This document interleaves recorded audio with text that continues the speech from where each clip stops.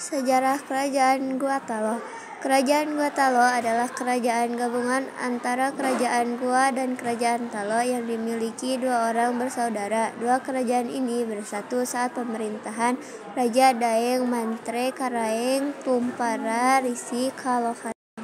Salah satu kerajaan bercorak Islam yang ada di Sulawesi. Munculnya kerajaan-kerajaan bercorak Islam di Sulawesi tidak terlepas dari peran perdagangan yang berlangsung saat itu Arjarian. Lokasi kerajaan Gua Talo ini berada di Kabupaten Goa, Sulawesi Selatan pada abad ke-15. Kerajaan ini terbagi menjadi dua, yaitu Kerajaan Goa dan Kerajaan Talo. Lalu di masa kerajaan Goa dan Talo bersatu, Kerajaan Goa Talo mencapai puncak kejayaannya saat berada di bawah pimpinan Sultan Hasanuddin pada 1653 sampai 1669. Raja Goa Talo ke-16 yang juga bergelar pahlawan nasional ini berhasil memajukan pendidikan dan kebudayaan Goa Talo. Sosok Sultan Hasanuddin yang berjuluk ayam jantan dari timur ini dikenal tidak mudah terpengaruh oleh asing. Dia juga menentang keras kehadiran VOC saat menguasai sebagian kerajaan kecil di Sulawesi. Pada masa keemasan Kerajaan Goa Talo, wilayah ini pernah menjadi pusat perdagangan terbesar di Indonesia bagian timur. Ada banyak saudagar muslim dari berbagai wilayah yang datang ke Goa Talo dengan tujuan untuk berdagang. Kerajaan Goa Talo juga bersifat maritim karena sebagian besar masyarakatnya berprofesi sebagai nelayan. Sejak saat itulah Kerajaan Gua dan Kerajaan Talo disebut sebagai Kerajaan Gua Talo atau Kerajaan Makassar. Kerajaan Gua Talo memasuki masa Islam pada abad ke-16 dan disebut sebagai Kesultanan Gua Talo. Tokoh-tokoh sejarah Kerajaan Gua Talo. 1. Karaeng Matoaya. Karaeng Matoaya merupakan Raja Talo yang merangkap sebagai Mangkubi Kerajaan Goa dan bergelar Sultan Abdullah dengan julukan Awalul Islam. 2. Sultan Alauddin. Sultan Alauddin merupakan Raja Goa yang memiliki nama asli Daeng Manharabia. Raja Goa dan Talo disebut penguasa duit tunggal, mereka dengan gigih memimpin kerajaan. 3. Sultan Muhammad Said. Sultan Muhammad Said merupakan pengganti Sultan Alauddin. Ia meneruskan perjuangan ayahnya dan terus berjuang melawan Belanda. Ia wafat pada tahun 1653. 4. Sultan Hasanuddin. Sultan Hasanuddin adalah putra Sultan Muhammad Said yang memerintah dari tahun 1653 sampai 1669.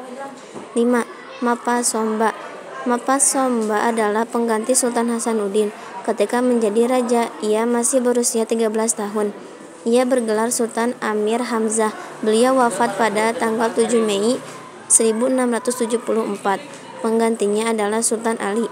Namun kerajaan pada masa ini sudah tidak berkembang lagi. Tokoh sejarah yang terkenal pada masa Kerajaan Goa Talo adalah Sultan Hasanuddin. Ia merupakan raja yang sangat gigih dalam melawan penjajah. Dia tidak mau diajak kerja sama dengan penjajah. Demikian tokoh sejarah Kerajaan Goa Talo. Semoga menjadi catatan sejarah Nusantara. Runtuhnya Kerajaan Goa Talo saat VOC menguasai sebagian besar kerajaan kecil di Sulawesi. Sultan Hasanuddin berupaya melawannya dengan bantuan dari satuan kekuatan seluruh kerajaan Indonesia Timur. Peperangan melawan Belanda saat itu langsung dipimpin oleh Sultan Hasanuddin.